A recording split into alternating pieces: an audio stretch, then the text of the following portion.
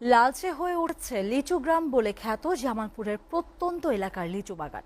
মুকুল আসার শুরুতে ঘন কুয়াশা আর শিলাবৃষ্টিতে ফলন কম, আর বর্তমানে প্রচণ্ড গরমে লিচু ফেটে যাওয়ায় আশানুরূপ দাম নেই এবার। তবে কৃষি বিভাগ বলছে আবহাওয়া পরিবর্তন হলে লিচু চাষিরা ভালো দাম পাবে।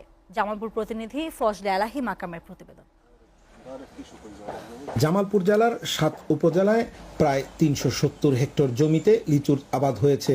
সদরের শ্রীরামপুর, রঘুনাথপুর, শাবাজপুর ও রাঙ্গামাটিয়া সহ আশপাশের যে কোনো গ্রামে ঢুকলেই চোখে পড়বে বাড়ির উঠোন, দহলিজ আর ছোট ছোট বাগান ভরে উঠেছে দেশি চায়না ১, চায়না ৩, মঙ্গোলিয়া সহ বিভিন্ন জাতের লাল টসটসে রসালো লিচু। তবে মুকুল আসার শুরুতে ঘন কুয়াশায় ক্ষতি হলেও এবার প্রচণ্ড তাপ আর বৃষ্টি না হওয়ার কারণে লিচু ফেটে গিয়ে ফলন কম হয়ে